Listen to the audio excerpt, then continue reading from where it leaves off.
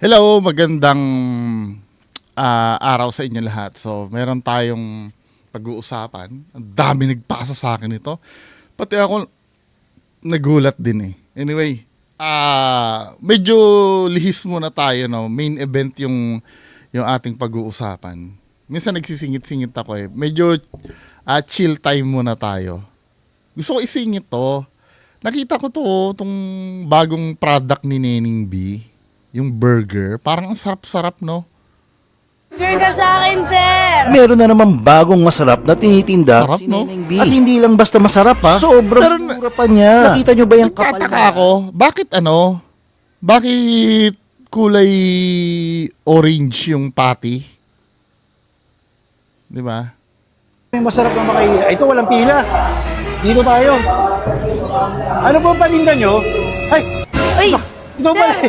Ano? Dito ka na? Boss! Yeneng burger ka na ba ngayon? Opo, burger ka sa akin. Burger, ano yan? Pork or beef? Pork po. Pork. Ay, mura. Pwede bang mag-order ng double patty? Pwede Double po. patty. Oh, double Basta patty. kayo. Overload din ba yan? Siyempre po. Sige, sige nga. Ba, yan na, luto na yan. Yun, no? Sarap, oh. Gutom ako. May bago na pala si Neneng. After nito, punta ako dyan sa burger machine sa labas. B ngayon ah. Neneng burger. Kaya lang, bakit kay orange? Dahil ba pork yung gamit? Di ba usually ang mga hamburgers, beef ang gamit? Yan na po yun, sir. Double. Kaya lang, alam Barbecue sauce. Opo, barbecue sauce.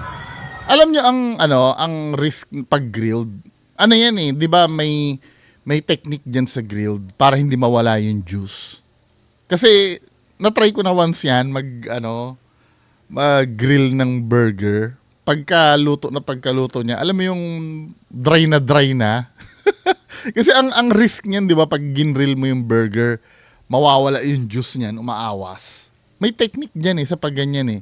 'Di ba yung alam niyo yung Burger King, juicy pa rin yung Burger King kahit grilled burger din yun eh. I don't know kung paano nila na yun ang naman ito, risk. Siguro dapat tamang-tama lang yung pag-grill mo, no? Kasi siguro yung nagawa ko dati dahil overcook. Grabe, ang mura naman 110. 110? Kasama yan. Meron po. Hindi ba kayo lugi dyan? Di naman po. Pag nalugi po kami, magsasara na po kami. Double patty 110? Hindi ba yun? Sa bagay, kung malaki naman talaga, mukha naman siya malaki eh, oh. Siguro kung single patty yan, siguro nasa 70 pesos yan. Depende pa rin ako masarap, okay na rin sa 110. Yung Hungarian, sabi mo, masarap naman talaga. Yan Ito yun, din. sir. Masarap pa rin to. Manong ulam. Kung Hungarian, ito naman. Burger ka sa akin. Maanong Wala rin to. ulam. Sir, ito po, maglagay po kayong Ah, glove. may pag-gloves ka pa ha. Siyempre po. Ayan, may pag-gloves pa tayo. Bigay ni Neneng B. Kasi magiging messy daw talaga to. Ito na nga, no? Itong bagong burger dito. Napakalaki. Sarap, no? Pero bago natin kayo ito, siyempre, Gutom ako. ating kakampi ang Pero alam nyo, nakikita ko yung pipino. May pipino. Parang ayoko na may pipino. Yung kamatis din, sometimes gusto ko, no? Pero pag nag-order ako ng burger, ang masarap na burger para sa akin, either Burger King or Wendy's. Sa Wendy's masarap talaga siya. Kaya lang minsan, pag hindi ko trip, pero minsan kinakaya ko naman, inaalis ko yung pipino at kamatis eh. Minsan nakakabawas siya nung experience na do sa patty. ang hirap naman ito. Pero sa akin lang 'yun ha. Susubo to. Sige. Juicy kaya. Gusto mo? Ikaw, lagay dito. Subo ka. Sarap oh. Laki. So guys, eto na. Nalalaglag na yung mga laman sa sobrang laki. Si Mrs. muna. Laki oh. Sarap. Matilong mo na. Grabe, ang laki. Lit pa naman ang bibig ko. Sarap. Oy, Panalo. In fairness ha. Juicy. Masarap na. Juicy ba?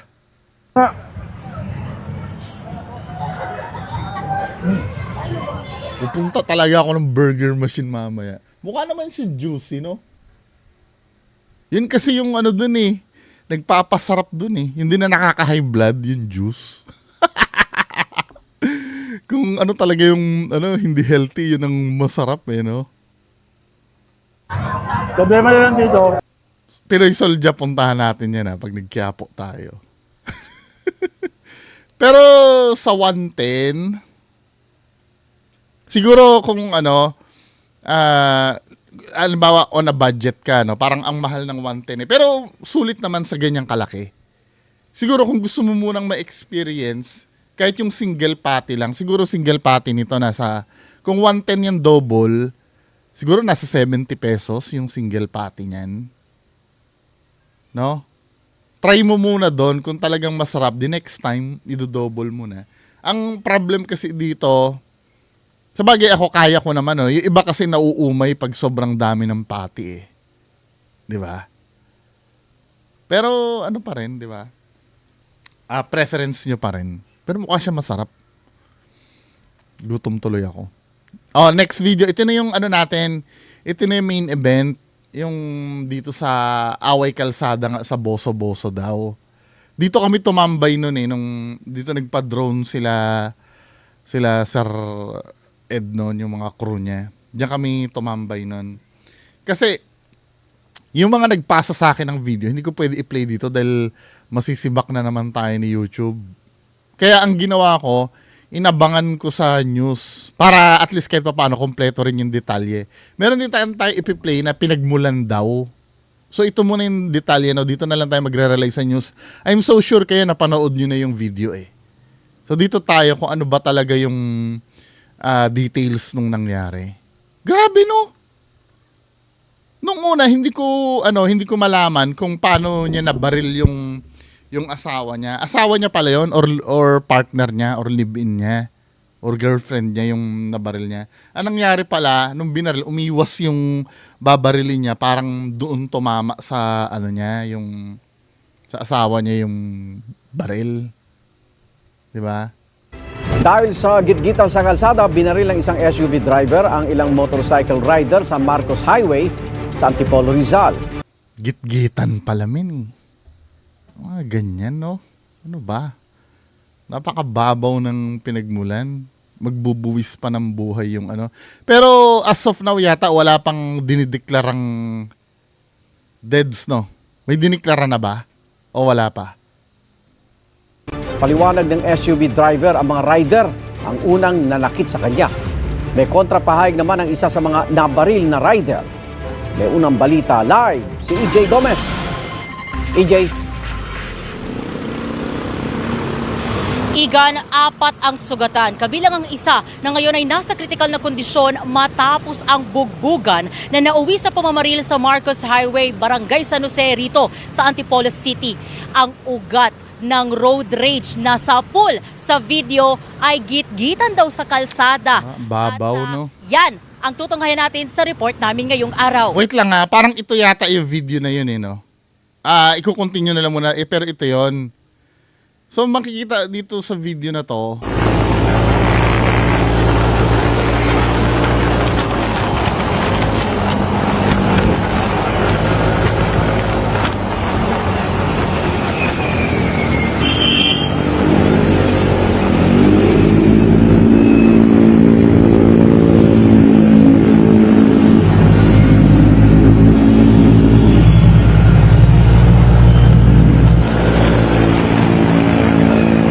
Patunayan ito.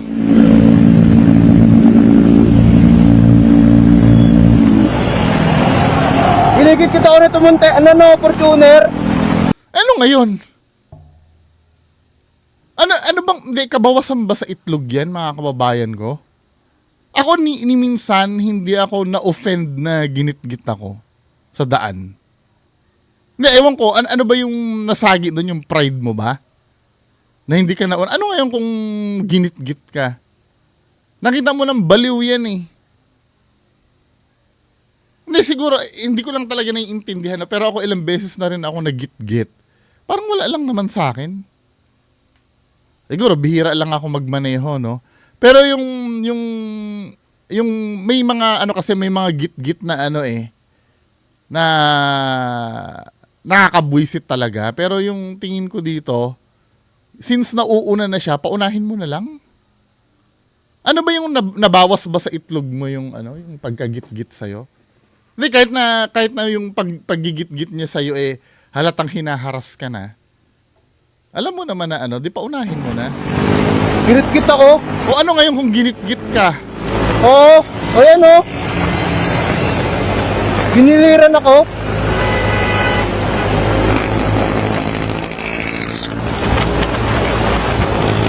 So, tapos nakikita mo ang layo na, ano, tapos hahabulin niya pa talaga yan.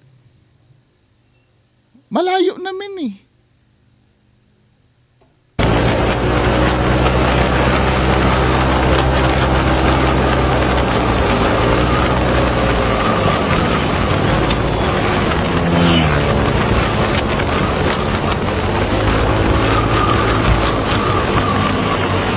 Sobrang layo na pala.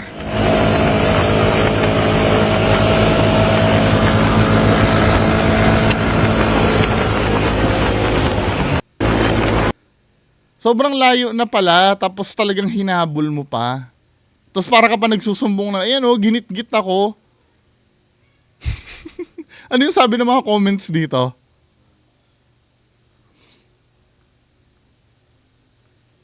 Tingnan natin ha. Kasabayan namin yan bago pa magboso-boso. Nagkakainitan na yan tapos inabangan nila. Hinarang pa nga ng isa yan kung bumaba yung driver. Ito, hindi naman official ano to, no? Galing lang naman ito sa mga chismoso at chismosa. 'Di ba? Hindi naman ano to hindi naman official to. Doon pa rin tayo magre-rely mamaya sa sasabihin sa news. Pero at least kahit paano, alam natin yung pahayag ng iba. Kung ito man ay magiging totoo, itong mga kinikwento na itong mga nandito, bibigyan natin ng reaction, no? Sabi nga nandito, kasabayan namin yan bago pa magboso-boso. Nagkakainitan na yan. Tapos inabangan nila, hinarangan pa ng isa yan. Kaya bumaba yung driver. Matatapang yung mga rider kasi madami sila. May mga kasama pa sa unahan yan, grupo ata. O kita nyo namin. Ano ba yung, nung nagit-git ba kayo na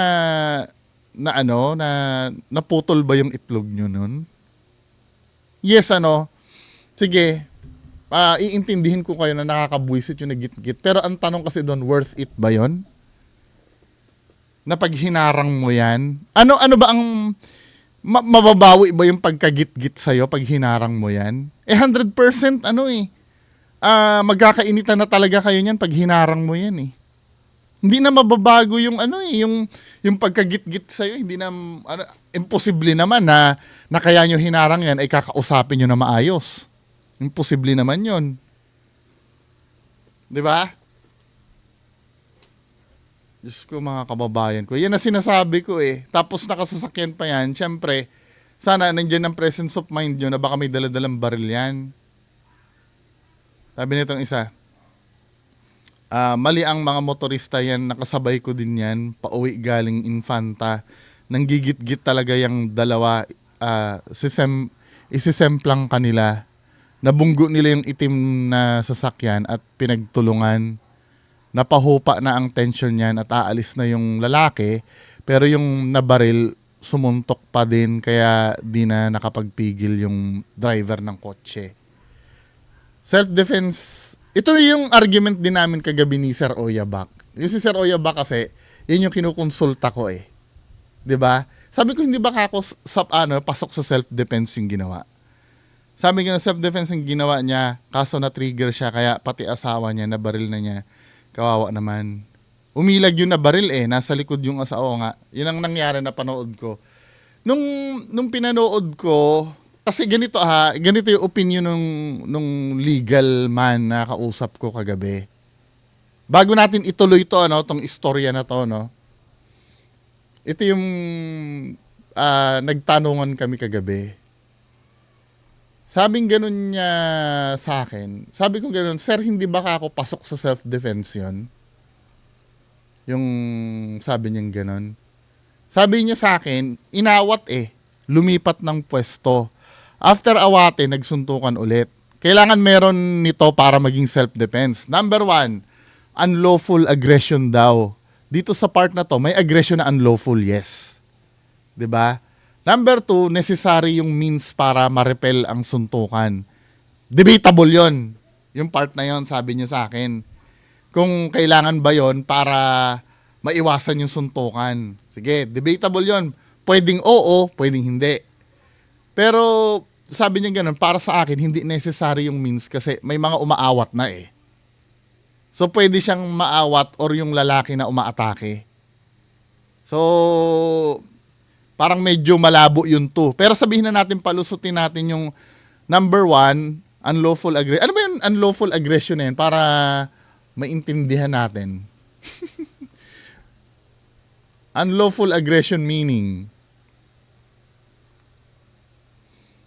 'di ba? Ang ibig sabihin ng unlawful aggression daw, nag-flash yung disclaimer ko. Refers to an actual imminent attack that puts someone's life in danger. Pag nanganganib na yung buhay mo. 'Di ba? 'Yun ang unlawful aggression. So balik tayo. Meron nga naman nun. Tapos kailangan ba talaga na mamaril ka para ma-repel or maiwasan yung suntukan? 'Di ba? Ang sabi nitong kausap ko na legal man, hindi na daw kailangan kasi nga may umaawat na. Pangatlo naman, walang provocation na nangyari para magkaroon ng unlawful aggression. I think merong provocation bago magsuntukan kasi mukhang nagsasagutan muna sila. So kahit nandun yung number 1, mahirap i-establish yung other 2. 'Di ba? Hindi kompleto yung qualifications niya para pumasok daw sa self-defense. 'Di ba? Tsaka yung binaril niya kasi parang medyo lamang na siya noon nung time na binaril niya I don't know, subject for debate depende sa galing ng magiging abogado nung namaril kung yun ay talagang self-defense. So pagpatuloy natin 'tong news.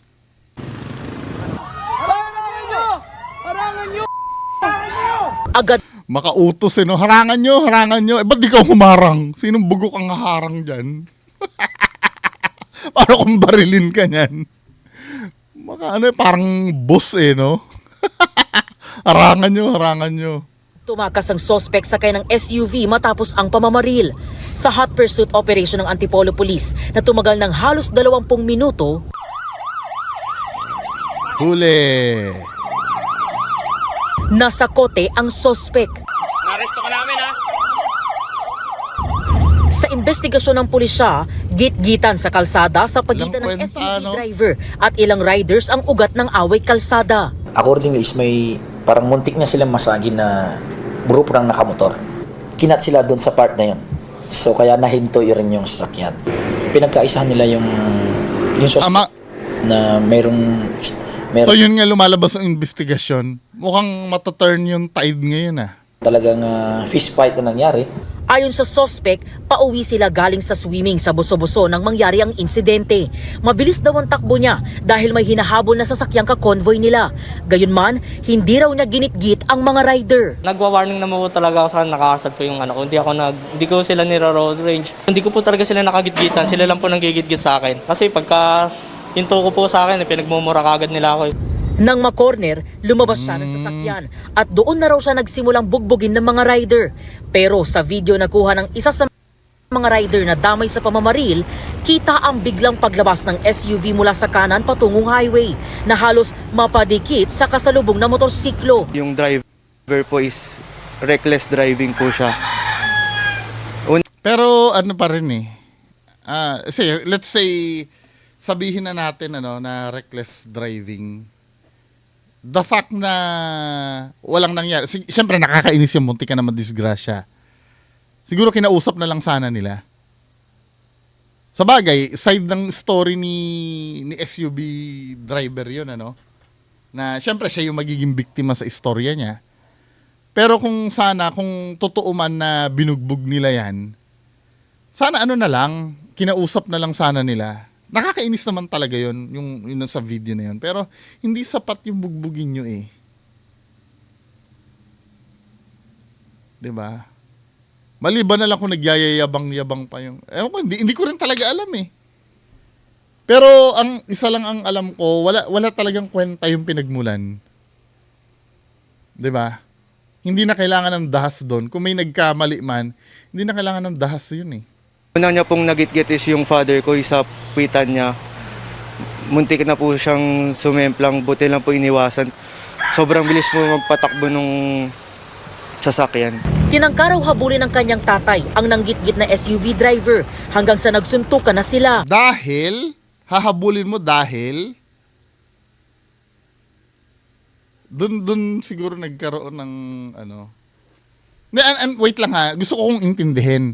Bakit hahabulin? Para bugbugin mo. Eh di ikaw din yung mali. Okay lang sana kung hahabulin mo para mapagsabihan. Pero useless din min eh.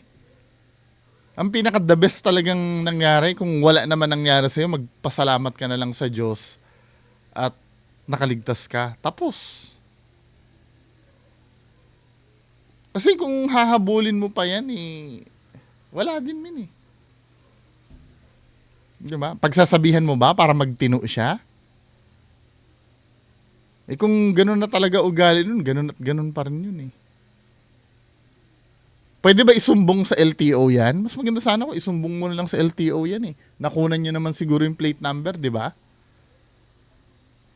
Hindi kayo, gusto kong pwede ba yun? I mean, yes, pwede mo namang habulin. Wala namang batas na nagbabawal dun eh. Pero sa tingin nyo ba, worth it ba yun? Let's say, munti ka na ngang mabangga. Alam mong tanga-tanga yung, tarantado yung driver na yon, hahabulin mo, para saan? Para bugbugin mo?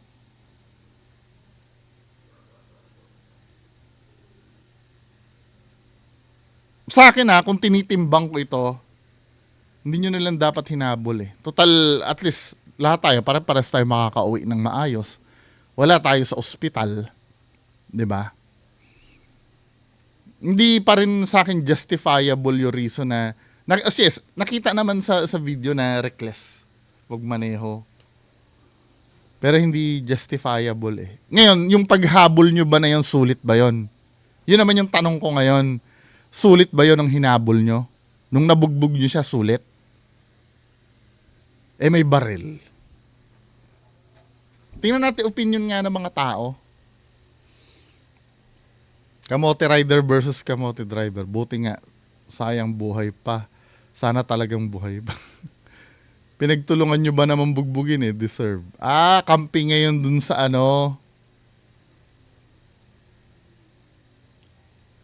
Sabi gano'n naman na itong isa, kitang-kita sa video, boy, yung tatay mo ang una na napak.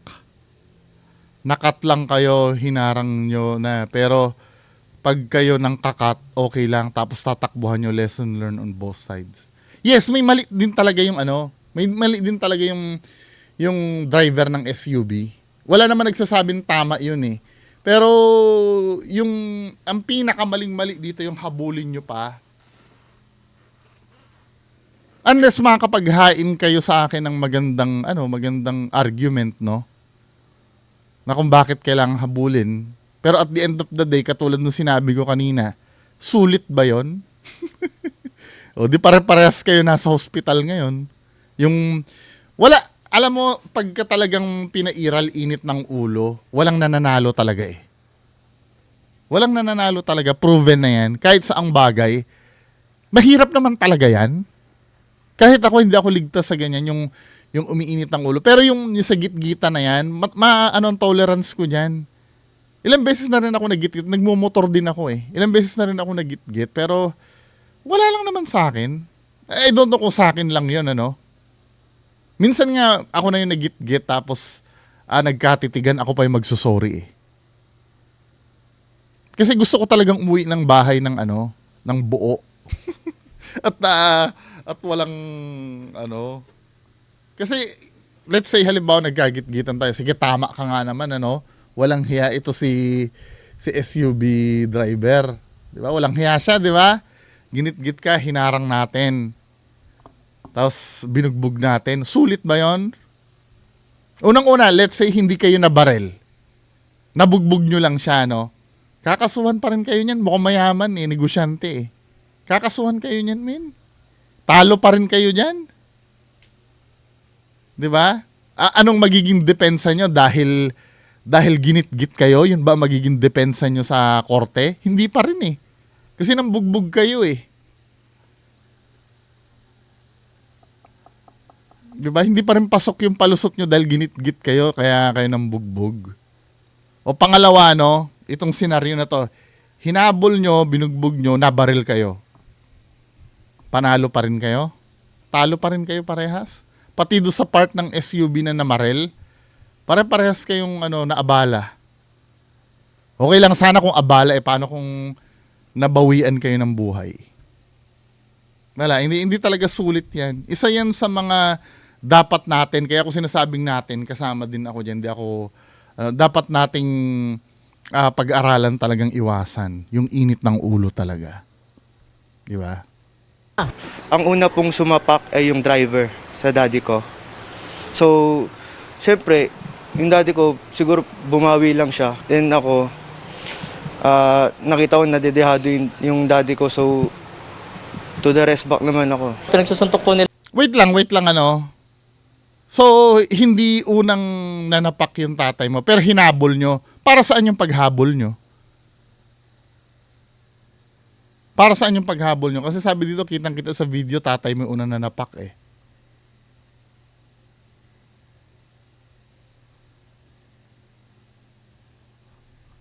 Diba? Para saan yung paghabol nyo kung hindi pananapak ang layunin nyo? Wala lang. Hahabulin nyo lang para kausapin? I don't think so. Diba? Nila ako sa ulo, sa dibdib, sa katawan. Yung isa pong lalaki na naka-helmet, yung matanda po na hinto sa akin, bubunutan po ako ng baril. Siyempre bilang po akong gun owner din, matitrigger po ako sa ganun. Tapos ayun po, tsaka ko po kinuha yung baril ko doon sa may sasakyan. At bigla po sumugod pa sa akin yung mga matanda. Tapos yun, doon ko na po siya na... Pero sana hindi ka nagsalita sa mahihirapan yung abogado mo niyan, men eh. Dapat sa mga ganyan, di ba, technique, hindi ka na dapat nagsalita. Hindi mo magagamit sa yan eh. Ay, gagamitin yan laban sa'yo eh. Yung mga sinabi mo na yan. Tamaan. Ay, napaputokan. Wala po darang baril ang daddy ko. 4 ang tinamaan ng putok ng baril ng sospek. Ang 52 anyos na rider na tinamaan sa ulo, ang kanyang 22 anyos na anak na nabaril sa kanang braso, at 29 anyos na lalaking umawat lang daw sa away. Ika-4 ang babaeng kasama ng gunman. Na-recover sa pinangyarihan ng insidente ang abot sa 8 basyo ng bala. Giit ng sospek, pandepensa lang niya bilang isang businessman ang bitbit na lisensyadong baril. Hindi ko talaga intention yun. Nakipag-ugnay na tayo sa firearms and explosives, no? Kung siya ba ay license holder. Pero despite of that, gun ban na po kasi ngayon. So, Oo nga, hindi na po siya otorisado talaga. Igan, mauna ka sa mga balita. So meron ditong panayam naman doon sa police. Samantala, kaugnay po sa road rage sa Antipolo City sa Rizal, mga kapanayam natin, Rizal Police Provincial Director Police Colonel Felipe Maragon. Magandang umaga po, Colonel. Magandang umaga po sa inyo lahat and good morning sa ating mga taga-subaybay. Apo, sir, kumusta ang investigasyon ninyo sa nangyaring away kalsada sa Antipolo City? Ano pong latest? Well, ang maganda pong nangyari ngayon is na-discharge na po yung dalawang biktima. Tsaka yung victim number 1 ay ongoing pa rin yung surgery. And yung... Sana makasurvive, no? Yun yata yung binaril eh. Sa ulo pa daw eh, no? So bagay naka-helmet siya eh, no? wife po, o no, partner nitong ating suspect ay na-discharge na rin. Okay, so sino-sino nga po yung mga nasaktan? Bali yung partner po mismo ng suspect, nasaktan, Yes, tsaka yung yung dalawang rider, ganun po ba? Tatlo po ng initially yung wounded, no, through gunshot wounds at yung partner nating suspect. Bali apat po, apat. Pwede niyo hubang inarate sa amin paano humantong sa pamamaril yung insidente ng road rage na yan? Well, ito nga yung nakalap nating information is road rage. Nag-umpisa po yan sa verbal and physical confrontation. Nagkagit-gitan po yung SUV, tsaka ilang motor po yung nakagit-gitan niya? Bali, isa lang. Initially, isang motor. Parang hindi alam ni Sir yung ano eh. Hindi siguro, marami din naman inaasikaso yan, nahapyawan niya lang. Pero base dun sa kaninang isa lang ngayon, matanda lang, di ba? Yun lang ang muntik niyang mayari. Cycle. And nung huminto na sila, yun nagkaroon sila ng verbal and physical, nauwi sa physical. Then later on, ay naging through may mga baril na, no? May baril ng ginamit itong ating suspect. Pero sir, paano po, nung una, isa lang yung nakagit-gitan niya, isang motor. Pero nangyari, naging dalawa na yung kaaway niyang naka-helmet pareho base sa video Well, yun nga po yung ating tinitingnan ngayon kung sino yung parang hindi alam ni Sir yung pagkalap natin ng information, and especially doon sa mga biktima dahil nasa hospital pa ay inatili muna doon na mag-stay, and pag okay na sila saka mag-start yung ating investigation. Yung barel, una-una, bakit may barel itong suspect at itong barel niya ay lisensyado at may permiso ba siyang bitbitin ito? Well, initially, nung in-interview ko yung suspect doon sa kulungan ng Antipolo Component City Police Station, ay sabi na niya, may mga papel naman daw yung kanyang baril, but wala naman siyang may pakita sa amin na documents. So we have to verify this with the Firearms and Explosive Office, and we have to receive the result of the verification. Malalaman din natin kung ito'y legit. At ang pa dito is dala-dala niya, even ongoing po yung ating election ban. No? Gaano po katotoo yung claim ng suspect na nakita raw niya nabubunot din ng baril yung isang rider, kaya po inunahan na daw niya? Well, malabo yun. Wala naman dalang bag yung yung binaril niya Yun nga po yung tinitingnan nating mga investigador, dahil malinaw naman po sa CCTV footage at saka yung mga video na lumalabas ngayon ay wala namang ganong na pangyayari na bumubunot yung kanyang mga naka-confront, no? Nakita lang natin, bigla niyang binunot yung baril at start firing doon sa mga naging ka-confront niya, at nabaril pa niya mismo yung kanyang partner. Okay. Napakalungkot, medyo nakakakilabot yung nangyaring ito. No? Pag nakikita natin sa video, talaga namang nakakatakot. Baka may paalala po kayo sa ating mga motorista, sir, lalo't hindi naman ito yung unang beses na nagkaroon ng pamamaril na nag-uugat sa away kalsada. Go ahead, sir. Well, sa ating mga kababayan po, no, ipairalin pa rin natin po yung self-discipline, no, self-control, restraint, wag mainit ang ulo, at sumunod tayo sa mga batas trapiko. And yung unang-una, huwag dahanin kagad sa baril, no? Kung pwedeng iwasan yung mga ganyang gulo, ay iwasan natin, dahil yun nga, itong naging resulta ng road rage ay nauwi sa shooting incident. By the way, kaya tahimik ako, hinahanap ko yung part 1 May part 1 Saan na ba yung part 1 nito? Wait lang ha. ano ho mga kinakaharap na kaso niyan, nitong suspect natin? Well, pine-prepare po natin yung mga kaso, frustrated homicide, and violation din po ng Comprehensive Firearms and Ammunition Regulation Act, at itong violation of the Omnibus Election Code, dahil ongoing pong ating election ban. May piyansa ho ba yung mga kasong yan, sir? Depende po sa assessment ng ating korte, no, kung bibigyan siya ng piyansa. No? Colonel, salamat po sa pagpapaunlak. Pero feeling ko meron.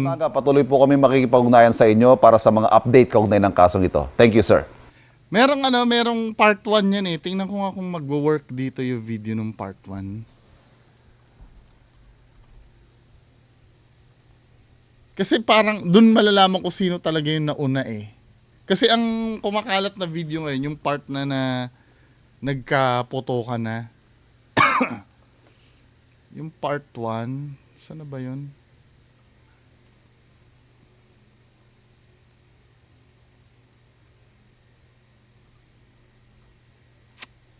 Sino bang nagpasa sa akin ng video na yan? Si Sir Charles? Unavailable na yung yung una. Sayang. May part 1 yan eh. Kung malalaman talaga kung sino pe-play ko sana dito, kaya lang hindi na siya ma-play. Unavailable na yung link. Anyway, mga kababayan ko, so anong tanong natin? Sulit ba yon? Kapag ka mapapalampas, kayang palampasin na lang, no? 'Di ba? Kung laging ganyan tayo, talo parehas. Pag dinaan sa init ng ulo, talo parehas. Hindi siya nakakapanalo. 'Di ba? Let's say hinarang mo, nabugbog nyo, ididemanda ka naman, talo ka pa rin. Hinarang nyo, binugbog nyo, nabaril ka, talo ka pa rin. Hindi walang nananalo sa ganyan. Anyway, no, so maging lesson sana sa atin lahat 'yan. Hindi lang sa inyo, pati sa akin, pati sa lahat ng nagmamaneho sa kalsada. Magandang hapon po, bye-bye.